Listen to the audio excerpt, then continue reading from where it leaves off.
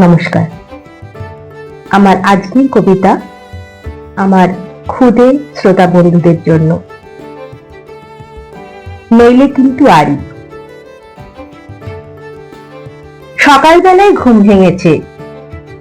মা বললেন, শোনো, বাসি মুখেই 100 থেকে 1 অব্দি গোনো।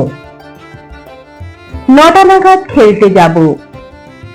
বাবা ডাকলেন, বুবাই, আবুধাবির রাজধানী কি?